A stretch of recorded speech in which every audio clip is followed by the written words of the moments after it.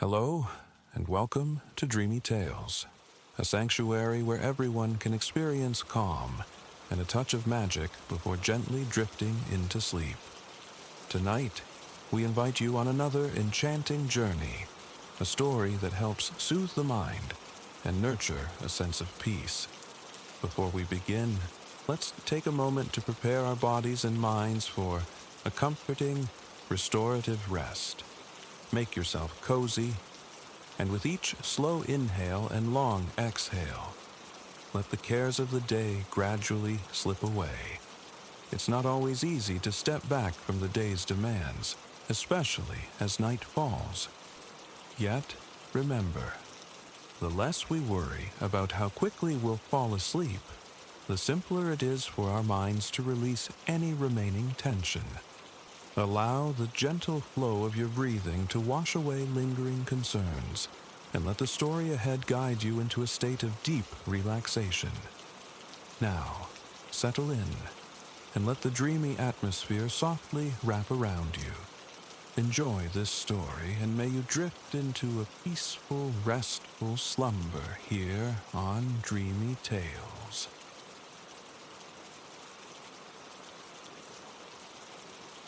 The wind threw itself against the cottage door, a brute summons from the March tempest. Clara shoved it open just wide enough to slip inside, then leaned her weight back, clicking the latch firmly against the gale's insistence. Rain streamed from her boots onto the worn choir mat. She propped the dripping skeleton of her umbrella near the coat stand, its fabric sighing defeat, before shrugging off her sodden trench coat with a careful grace. A long exhale misted the air as she swept wind-whipped strands of hair from her eyes, clutching a small, damp paper sack of groceries. She carried it through to the compact kitchen, depositing it on the worn butcher block counter. March, they always said, arrived roaring and departed bleating. Tonight, nature was certainly auditioning for the lion's part, she mused.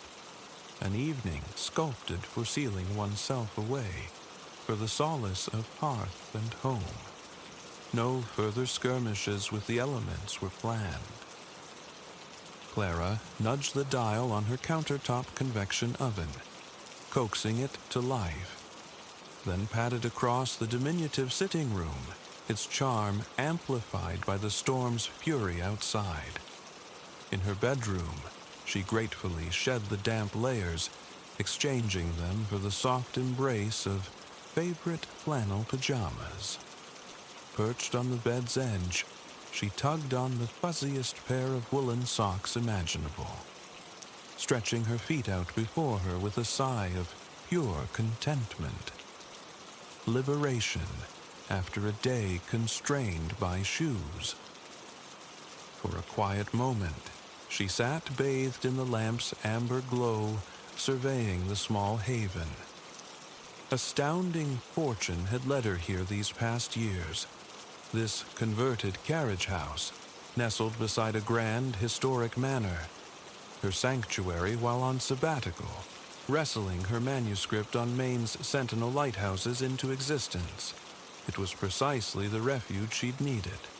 Compact, orderly, imbued with a quiet grace. Her landlady, residing in the nearby mansion, was a benevolent presence. Renting the cottage offered the autonomy of a separate dwelling without the burdens of extensive upkeep. Her bedroom possessed a storybook sweetness. The old structure, long since reimagined as living quarters, boasted endearing hardwood floors that whispered underfoot, a cleverly arranged kitchen, and, in the main room, a fireplace promising warmth. Clara often found her thoughts drifting, snagged by the view from the kitchen window overlooking the estate's skeletal winter gardens, feeling momentarily like a character misplaced from some forgotten folk tale. Mustering resolve, she padded silently back across the floorboards to the kitchen. From the grocery sack, she retrieved a container of takeout macaroni and cheese. Peeling back the plastic film, she slid it into the now warm oven, setting the timer low. True, crusty, topped macaroni demanded patience. It was a culinary virtue worth cultivating. The fireplace, modernized at some point with a gas insert, sprang to life with the flick of a switch, casting, dancing, domesticated flames across the room. She retrieved her satchel from beside the coat rack, extracting several notebooks and a pen. Work beckoned, even on such a night. International Women's Day loomed. A historian friend, teaching high school, had posed a question. Knowing Clara's immersion in lighthouse lore, were there any women who had kept the lights? A marvelous inquiry, Clara had thought, agreeing instantly to craft a presentation. After a year steeped in the chronicles of coastal beacons, it felt like a vital chance to illuminate the often overlooked contributions of female keepers. The only dilemma was selection. Their stories were numerous, their resilience profound. Sinking into her preferred armchair, plush and yielding, she propped her feet on the matching ottoman. Opening a notebook, she let her eyes roam the inked pages, a landscape of research. Katrina Weber, she decided, must be the starting point. The steadfast tender of Robin's Reef Light in New York Harbor. To grasp Katrina's tenacity, one had to begin at her origins. Unlike many women drawn into the orbit of the lights, Katrina Weber wasn't born to the service, nor even on American soil. In 1882, aged 37, she voyaged from Germany, her young son Jacob in tow. Providence led her to work as a cook in a New Jersey boarding house, where she encountered a patron, Johann Weber, keeper of the Sandy Hook Light. Johann began tutoring her in English. Affection blossomed into marriage. Thus, Katrina first encountered the intricate business of lighthouse keeping, nearing the age of 40, moving to the Sandy Hook station with her new husband.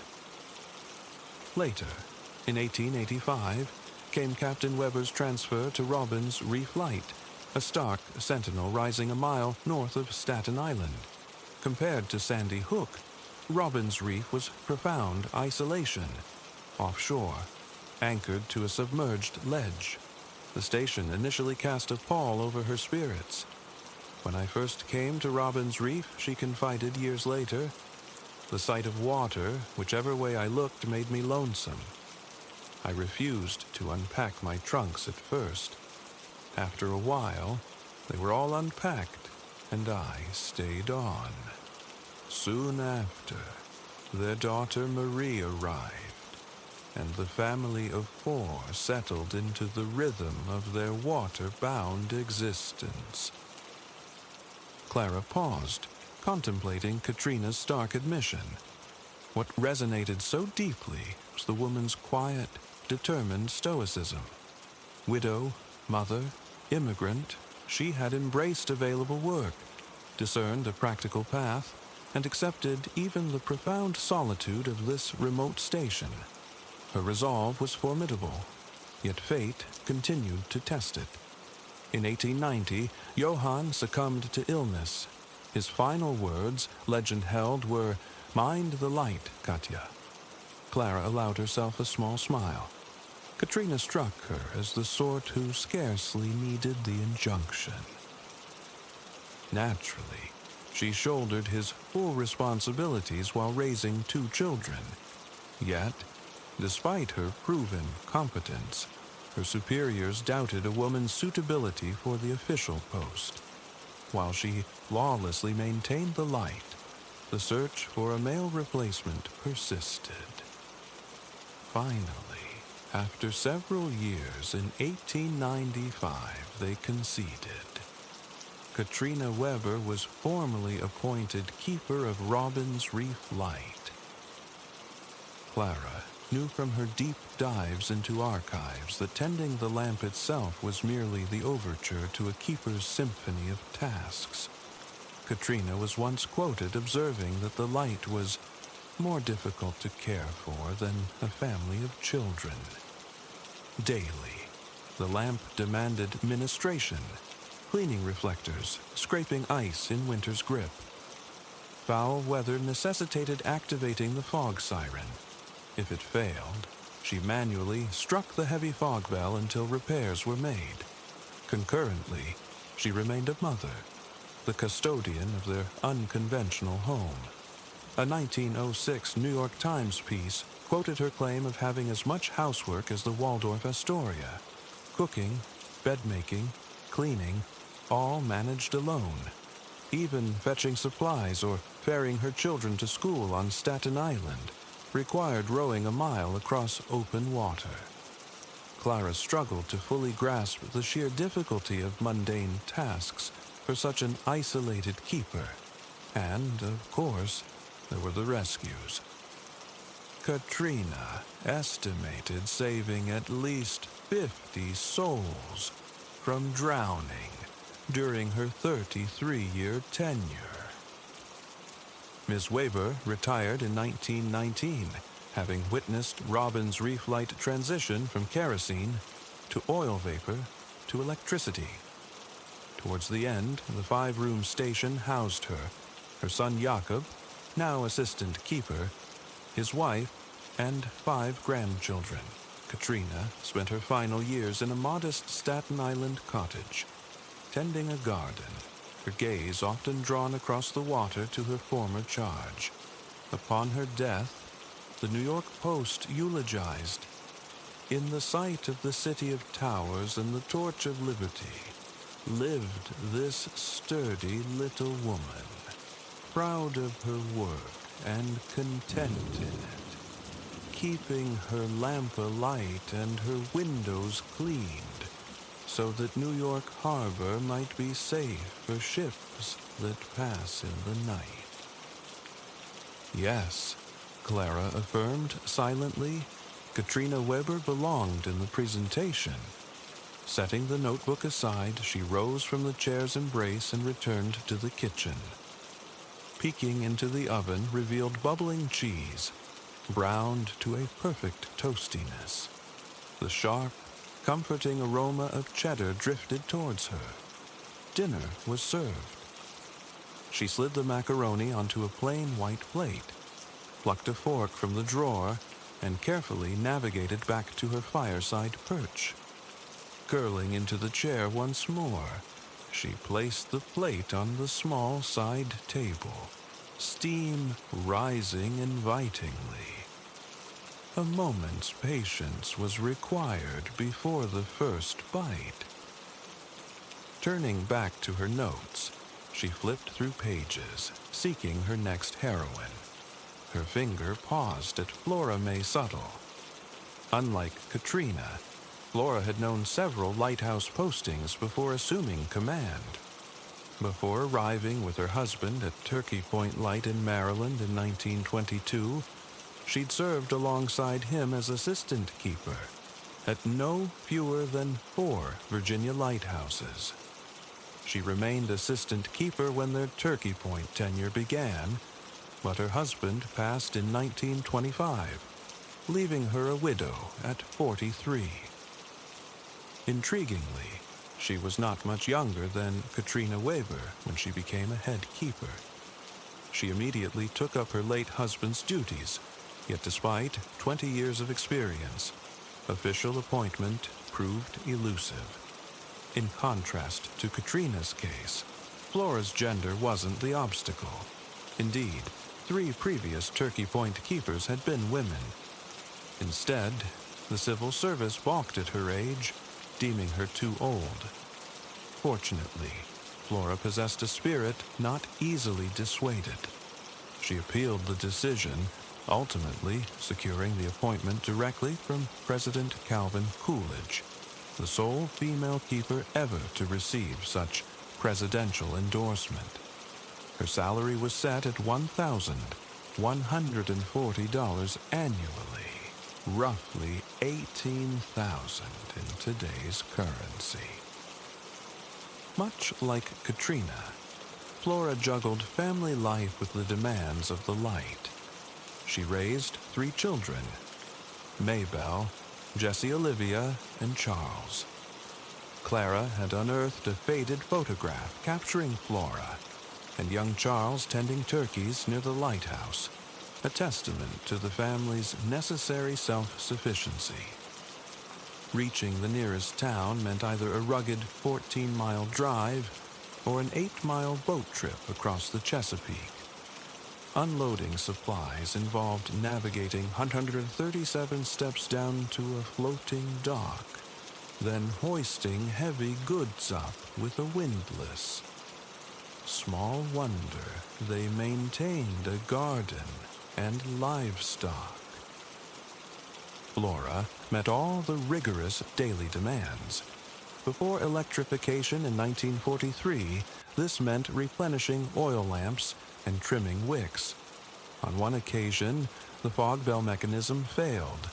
She was forced to climb up to the 1,200-pound bell and manually strike its 50-pound clapper 4 times a minute for nearly an hour. During this exertion, she missed a call from her son-in-law announcing her granddaughter's birth. Clara smiled, picturing this remarkably fit granny. Nonetheless, Flora later confessed, "I was never more exhausted in my whole life," a sentiment Clara readily believed.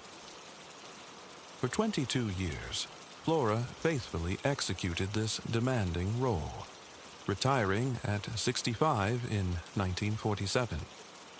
Reflecting on her lighthouse service, she famously quipped, "Oh, it was an easy light chore, but my feet got tired, and climbing the tower has given me fallen arches." Her departure marked the end of an era. She was the last civilian female lightkeeper serving in the United States. Thanks to her and her 3 capable female predecessors, Washingtonian magazine once dubbed Turkey Point Light the feminist lighthouse of the Chesapeake. And like Katrina, Flora never relinquished her connection, retiring just 6 miles away, where she could still discern its steadfast beam piercing the night. Clara paused, jotting marginalia. With a sense of anticipation, she set the papers aside and reached for her dinner. Savoring the creamy, sharp pasta, her gaze drifted to the hypnotic dance of flames in the hearth. The evening was deepening into that drowsy phase where relaxation reigned and thoughts began to meander. The fire evoked the ceaseless vigil of wick trimming, the tending of flames before electricity's advent. Male or female, every keeper had shouldered immense responsibility. She doubted her own capacity for such endurance. Finishing the last decadent bites, Clara rose again, carrying her plate to the kitchen sink.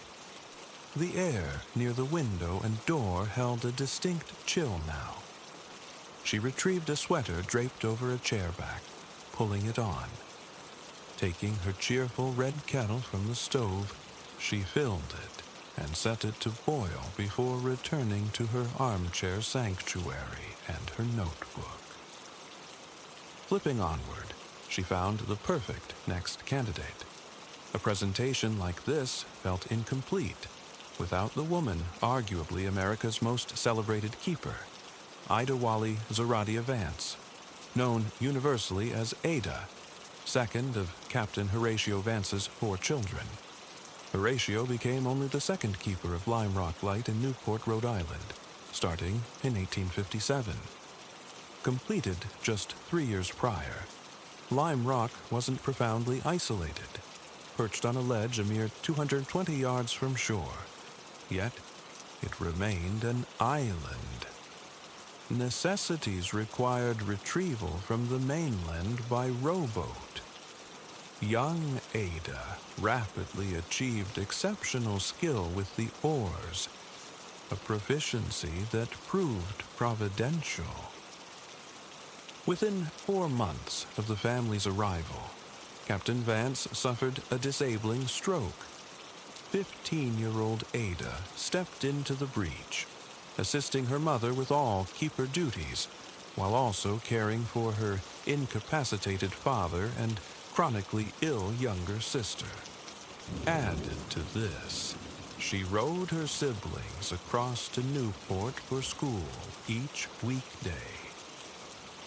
Renowned locally as an expert swimmer, Ada's heroism manifested early. Even before the move to Lime Rock at age 12, she'd rescued 4 men whose boat had capsized using her own rowboat. Then, at 27, she dashed into icy waters, shoeless, joining her brother to save 2 soldiers whose vessel overturned in a snowstorm. This act garnered significant acclaim.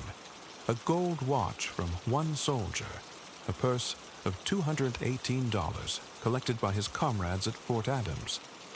Ultimately, in 1881, she became the only woman awarded the government's prestigious Gold Life-Saving Medal, recognizing her rescue of 2 more Fort Adams soldiers who had fallen through the ice while crossing Newport Harbor. In 1877, Ada's mother grew ill, passing the following year. Ada was appointed head keeper in 1879, earning $750 annually, making her the nation's highest-paid keeper at the time. The kettle's cheerful whistle sliced through Clara's concentration. She padded to the counter, silenced the burner, and poured steaming water over a peppermint tea bag in a waiting mug. The window pane above the sink rattled briefly as a stronger gust hit. Wrapping the sweater tighter, Clara carried the fragrant cup back to the fireside, blew gently across its surface, and set it down to steep. She returned to her notes. Ada never maintained a formal log of her rescues, but the press eagerly broadcast her exploits. Accounts credited her with saving 18 lives over her 54 years on the island. Tales of her courage appeared in widely read publications like Harper's Weekly and the New York Tribune. Ada transformed into a beloved public figure, meeting admirals, presidents, and luminaries such as the feminist Elizabeth Cady Stanton. Her final documented rescue occurred at age 63, when a visiting friend capsized her own rowboat. By 64, Ada was a beneficiary of the Carnegie Hero Fund, receiving a monthly stipend of $30. The Grand Dame of Lime Rock Light passed away in 1911, aged 69. Bells tolled across Newport, flags flew at half-mast, and 1,400 mourners attended her funeral. She would surely have felt immense pride when the station was officially renamed Ida Lewis Rock Light, an unprecedented honor for a keeper in the United States. Songs were even composed in her memory. Clara set down her notebook and picked up her tea, inhaling the minty steam. She turned again towards the kitchen window. Darkness had fully claimed the outside world. cold rain lash the glass, the sound intensifying with each wind gust, fat drops splattering against the pane. She imagined the countless dark nights endured by keepers, alone in their towers, performing duties amidst the worst of weather. Relishing her own snug refuge, the fire's warmth a tangible comfort, Clara knew who her fourth and final heroine must be. Returning mentally to Maine, her primary research focus, she opened the notebook to pages detailing the teenage bravery of Alice Byrne. Alice moved with her family to the profoundly isolated lighthouse on Matinicus Rock in 1853. She was the fourth of 9 children born to keeper Silas Byrne and his wife, Patience. Sources described the rock as among the most remote beacon locations on the eastern seaboard. A barren isle. The nearest supply point, Rockland, lay 23 miles distant by sea. Alice's brother Barnaby harbored no interest in light keeping, preferring the life of a fisherman. Silas, seeking to supplement their income, also spent time fishing and lobstering, selling his catch in Rockland. Consequently, from the tender age of 15, Alice assumed many of her father's duties. This she managed while caring for 3 younger sisters and her chronically unwell mother. Her task as de facto assistant keeper was complicated by the temperamental lard oil lamps. The New England Historical Society quoted her, "Sometimes they would not burn so well when first lighted, especially in cold weather. Then some nights I could not sleep a wink, thinking nervously what might happen should the light fail." Yet she persevered. "In all these years," she added, "I always put the lamps in order, and I lit them at sunset." Despite this weighty responsibility at such a young age, Alice found time to study past keepers' logs, noting accounts of devastating storms. Reading of one that had obliterated the previous lighthouse, she grew concerned about the current dwelling's structural integrity. She persuaded her family to move her mother's bed to what she deemed the sturdiest section, a prescient decision that soon saved Patience's life. In January 1856, Silas grew anxious. The biannual supply ship had missed its autumn visit due to persistent bad weather. Worried about winter provisions, food, and lamp fuel, he instructed Alice to tend the lights while he sailed to Rockland. With Barnaby away fishing, Alice was left solely responsible for the beacon, her ailing mother, and her younger sisters. Shortly after Silas's departure, a monstrous gale descended. For 3 days, it savaged the island, damaging the very part of the house where Patience had previously slept. The storm raged relentlessly, eventually submerging the rock in knee-deep, frigid seawater. Alice was forced to move her entire family into the relative safety of the North Lighthouse Tower's 2nd story. Over her mother's protests, during a brief lull, she waded through the icy surge to the chicken coop. Miraculously, she rescued all but one hen, shepherding the flock into the tower. Before the storm finally abated, a colossal wave swept the keeper's house away entirely. It proved one of New England's most legendary storms. Silas couldn't return for 4 weeks. Throughout that entire period, Alice kept the lights burning, undoubtedly preventing numerous shipwrecks on Matinicus Rock. Thanks to her foresight with the chickens, she sustained her family on meager rations of a cup of cornmeal and 1 egg per person daily. According to the Historical Society, 17-year-old Alice reflected on the ordeal. Some reason, I know not why, I had no misgivings and went on with my work as usual, though at times greatly exhausted by my labors. But once did the lights fail. Under God, I was able to perform all my accustomed duties as well as my father's. Clara paused, taking another sip of tea before turning the page. Unlike Ada Vance's celebrated feats, Alice's heroism went largely unheralded at the time. In 1861, her father was replaced as keeper by President Lincoln's administration. Silas hadn't supported Lincoln, and keepers were political appointees. Alice, however, had formed a deep attachment to the wind-battered island.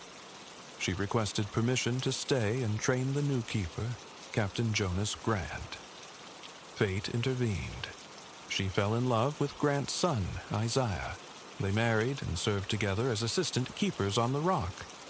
Alice and Isaiah remained at Matinicus Rock for 14 years, raising 4 children there. In 1875, after 22 years in residence, Alice finally left the island. She and Isaiah were appointed keepers at Whitehead Light, serving another 15 years before retiring. In one of her last known letters, Alice confessed she often dreamed of the Matinicus lamps. I wonder, she wrote, if the care of the lighthouse will follow my soul. This final sentiment made Clara pause, reflecting on all 4 women. A common thread ran through their disparate lives, an unwavering conviction that the light was a calling, a duty they were bound to fulfill. They arrived at this demanding, solitary existence via different paths, yet lived it with parallel devotion. Often, their sole reward was the internal knowledge of duty, faithfully discharged. Clara sighed, a sound of quiet satisfaction, and closed her notebooks. She felt prepared, equipped to share these resonant stories. A lazy glance sideways revealed her empty mug. Simultaneously, a profound wave of weariness washed over her. Like Alice's protracted tempest, the March winds continued their assault on the small kitchen window. Mother Nature seemed to be whispering that it was time for refuge, for bed. Setting aside papers and books, Clara stood, stretching luxuriously. She carried the empty mug to the kitchen, placing it gently in the sink. After tidying her satchel for the morning, she switched off the gas flame, plunging the sitting room into soft darkness. Her bed waited, a welcoming haven in the corner, piled high with its downy comforter. Sitting on the edge, she peeled off her warm socks and slid her feet deep beneath the cool sheets, toes reaching for the tucked-in hem. Pulling the duvet up to her chin, she rolled onto her side and extinguished the bedside lamp. The golden pool of light vanished. She lay in the encompassing dark, listening to the rhythmic drumming of early March rain on the roof slates. A yawn escaped her. She burrowed deeper into the pillows, letting the storm's cadence lull her, eyes closed. Her mind drifted. She pictured herself high in a stone tower, on some remote wave-lashed island, deftly trimming a wick, striking a match, bringing light to the encroaching dark. Far from feeling alone, a sense of profound safety enveloped her, cradled by the ocean's surge and the storm's wild music. She understood, in that liminal space between waking and sleep, that she was a point of certainty, a creator of light in the vast darkness. She was the steadfast presence that would endure through the unfolding night. Appeal resonates, vibrating through the very soles of your shoes as you navigate a lane paved in weathered brick. Nearby, the delicate percussion of porcelain meeting saucer drifts from a sidewalk cafe, a gentle counterpoint to the bell's lingering echo. This slender, captivating artery of central Bordeaux remains untouched by automobiles. It thrives instead with pedestrians, the occasional whirring bicycle, and the contented patrons of the cafe, their murmur a pleasant undercurrent beneath the bell's song. You are en route to meet Antoine, your guide for this second day delving into the soul of this storied French city. The bell's chime is no mere coincidence. It emanates from the very monument you seek, the designated rendezvous point. La Grosse Cloche, the Great Bell, one of France's most ancient belfries, a treasure clasped tight to the city's heart. Your gaze lifts, finding the bell tower perfectly framed at the street's terminus, nestled between handsome, converging buildings. Its silhouette echoes the magnificent medieval gatehouse encountered earlier, conjuring images of a tall, slender fortress plucked from a storybook, a solid rectangle of time-worn stone crowned with clustered turrets, its base pierced by an imposing archway that transforms it into a portal. And a portal it once was, a guardian entrance to the walled city during the turbulent Middle Ages, a time when Bordeaux, like so many towns, girded itself with defensive ramparts. Yet, this gatehouse distinguishes itself in its particulars. Most strikingly, suspended within an aperture roughly 2/3 up its height, hangs an enormous bell, the very instrument whose vibrations just rippled through the neighborhood, marking its ceremonial monthly tolling. This chime, serendipitously, also signals the hour of your meeting with Antoine. He, with thoughtful foresight, arranged your encounter precisely when its formidable voice could be appreciated from the protective embrace of a few blocks' distance. Approaching the substantial stone gateway, you spot him waiting within the cool recess just beyond the arch itself. Antoine's stance is a study in contrasts, utterly relaxed yet poised. He greets you with genuine warmth, his eyes alight, mirroring the appreciation dawning on your face. You witness his visible delight, the eagerness to share his profound connection to this place, the intricate history of his cherished city. Following brief pleasantries, Antoine slips effortlessly into his element, the art of the raconteur. He is a weaver of tales, interlacing historical fact with human anecdote, conjuring a vivid tapestry that unfolds within your mind. He begins by directing your attention skyward, to a weather vane perched atop the structure's highest point. Fashioned as a lion, it served, he explains, as an emblem of the English monarchy. The gatehouse itself, he elaborates, rose during Bordeaux's tenure under the English crown. You recall the history learned. The city, once part of the independent Duchy of Aquitaine, passed into English hands when its Duchess, Eleanor, wed the heir to England's throne. For 3 centuries, this bond held, only dissolving after the protracted conflict known as the 100 Years' War, finally brought Bordeaux into the French fold. Though undeniably a defensive bastion, Antoine shares that the townsfolk long ago sometimes dubbed it, with wry humor, the Golden Lion Hotel, a nod to the regal weather vane. It is through such intimate details, delivered in his melodic cadence, that your guide so thoroughly captivates.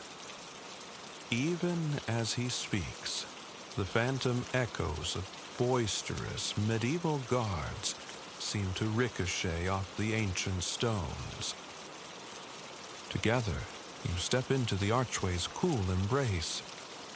Set into the yellowish stone is an engraved plaque.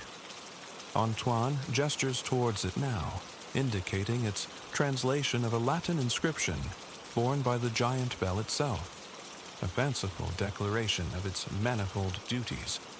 He offers his own soft recitation.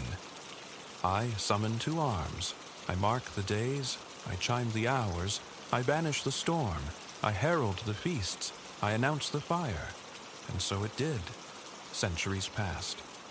The tower's sentinel voice alerted citizens to imminent attack or the ravages of flame. You and Antoine proceed through the arch, emerging to view La Grosse Cloche from its opposite flank. Stepping back into the sun's warming caress, you find yourself on a narrow pedestrian stretch that dissolves into a broader, modern thoroughfare beyond. There, a current of automobiles glides over dark asphalt, transporting Bordeaux's present-day inhabitants on their diverse journeys. Nowadays, Antoine clarifies, the bell tolls only for select ceremonial occasions, alongside its noon chime on the first Sunday of each month. Its potent voice rings out on New Year's Day, and 4 other significant dates. 3 commemorate the World Wars, conflicts fought on this very soil, casting long shadows over the region's recent past. It rings on November 11th, marking World War I's armistice. On May 8th, observing Victory in Europe Day for World War II, and on August 28th, the anniversary of Bordeaux's liberation. The bell also sounds on July 14th, Bastille Day, commemorating the French Revolution's dawn, the monarchy's end, and the eventual birth of the Republic. The gentle hum of traffic from the modern street behind subtly penetrates your awareness as you absorb these layers of time. The sun instills a contented warmth, a peaceful languor, allowing your thoughts to drift pleasantly. Here, the very pulse of history feels tangible, the continuum of human existence startlingly real, where antiquity and modernity coexist in such graceful accord. Low metallic bollards demarcate the car-free haven where you stand from the bustling road, barriers you know can retract for authorized passage. Underfoot, stone bricks form an alluringly archaic pattern, a stark contrast to the asphalt beyond. Nearby, a woman captures a photograph of 2 children beaming before the bell tower. A pair of youths, perhaps students, amble past. One leisurely wheeling a blue bicycle, clearly unhurried. Their passage draws your eye to an unexpected detail.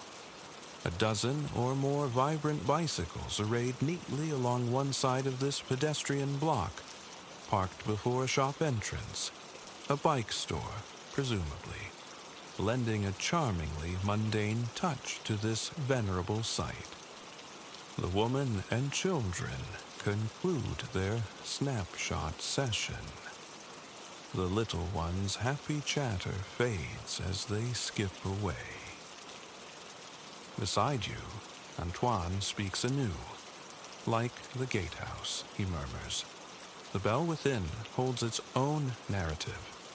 Or rather, The bells, plural, for many have hung within this ancient monument across the ages. Roughly 5 centuries ago, shortly after Bordeaux became French, a king confiscated the bell, punishing the city for rebellion. Years later, it was reinstated as a reward for the reformed conduct.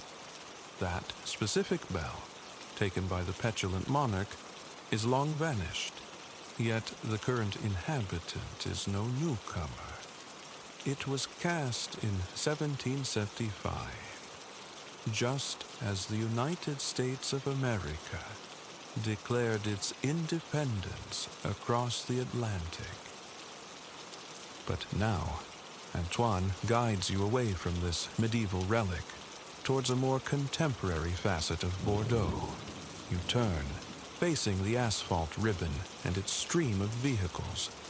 Wider than the labyrinthine lanes of the old quarter, this avenue boasts broad sidewalks. It embodies the dynamic flow of a thoroughly modern city, though vestiges of the past remain omnipresent. Elegant buildings of warm-hued stone, adorned with intricate wrought-iron balustrades, flank the street, reminiscent of the iconic Parisian architecture that defines the popular image of French urbanity.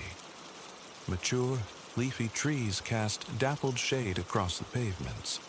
You stroll within this pleasant coolness, observing passers-by while admiring the grand structures.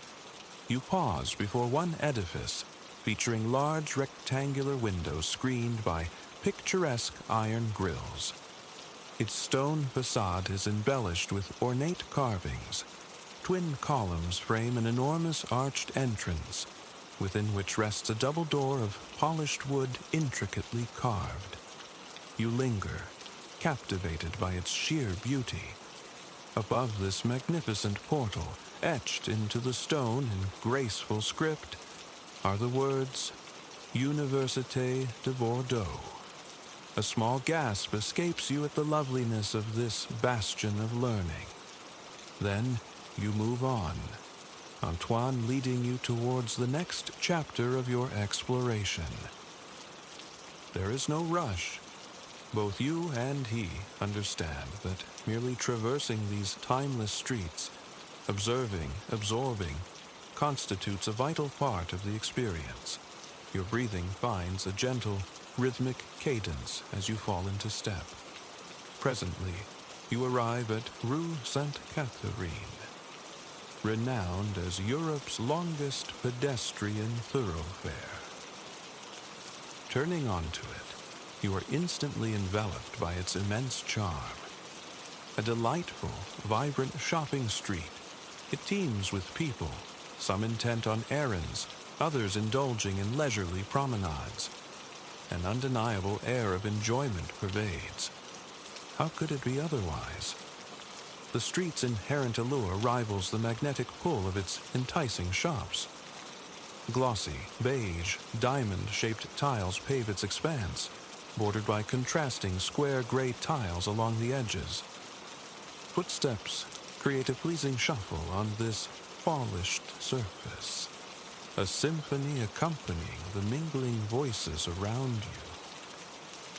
A young woman glides past, shopping bags dangling from one arm, a vibrant bouquet clutched in the other. From the opposite direction approaches an elderly gentleman. A long, slender baguette protrudes from a curious cloth sack slung over his shoulder. A bag whose narrow dimensions, you realize, betray its singular purpose. You continue along this captivating street until another imposing archway looms ahead, signaling Rue Sainte-Catherine's conclusion. This structure is markedly different from La Grosse Cloche, where your day's journey commenced. Its arch soars much higher, unburdened by a castle-like medieval edifice. This is a triumphal arch, erected in the 18th century after the ancient city walls were dismantled. Through its opening, perfectly framed, stands a tall, slender obelisk within a vast plaza. This, Antoine informs you, is the Place de la Victoire, Victory Square. Passing beneath the impressive arch, you step onto an expansive cobblestone plaza. White stones form diamond patterns radiating outward from the central obelisk. This intriguing sculpture is crafted from so-called red marble, which appears sun-bleached and pinkish in the light. Facing away from the obelisk rests a bronze statue of an enormous turtle. Both obelisk and turtle, Antoine explains, are relatively modern additions, honoring the vital role of the wine industry in Bordeaux. The turtle symbolizes the industry's slow, steady maturation, since Romans first introduced choice vines millennia ago. In bygone eras, this vast, open space served as fairgrounds situated just outside the city walls. Today, it pulses with life. People stroll, lounge at the obelisk's base. A cluster of youths engage in animated conversation nearby, and several cyclists glide across the cobbles. Antoine proposes a pause, suggesting refreshments at a cafe bordering the plaza. You readily assent. He leads you to a neat row of attractive chairs shaded by large red umbrellas. You sink into one, its woven vinyl surprisingly comfortable. A waiter, immaculate apron cinched at his waist, materializes. You order a menthe à l'eau. This invigorating concoction of sweet mint syrup stirred into chilled mineral water is a personal favorite. You appreciate its crisp freshness, especially on a warm afternoon like this. But predominantly, you cherish its distinctiveness. For you, it viscerally embodies the south of France, instantly evoking this magical region for all your senses.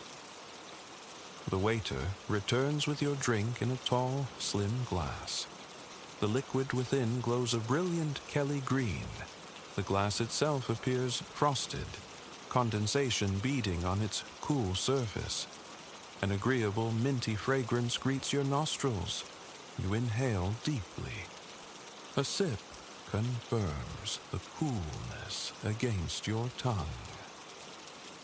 At surrounding tables, a multitude of voices speaking diverse global languages interweave in the afternoon air. You allow your eyes to close momentarily, listening. The varied accents and tongues seem to coalesce into a unified human language that, you fancy, you can almost decipher. French flows from multiple directions naturally. Close by, you catch a melodic string of what sounds like Italian. The name Bordeaux is uttered with near reverence. Further off, a snippet of English praises the Grand Plaza. From another direction drift the lilting tones of a Scandinavian tongue. Running through all these voices is a common thread: enthusiasm, hope, admiration, a shared awe for the beauty of human creation surrounding you all. And it is this undercurrent, this collective energy, that forms the composite expression you imagine understanding. You feel its meaning, its emotion, resonating deep within. It mirrors the human experience shared amongst these disparate individuals from across the globe, and shared, too, amongst all those who walked here before, whose stories imbue this place. You inhale slowly, acknowledging your connection to them all, with a profound certainty that fills your being. You feel intrinsically linked to the world around you, to the vast sweep of time, and then you exhale, utterly serene in this place, this moment, immersed in the unfolding story of Bordeaux.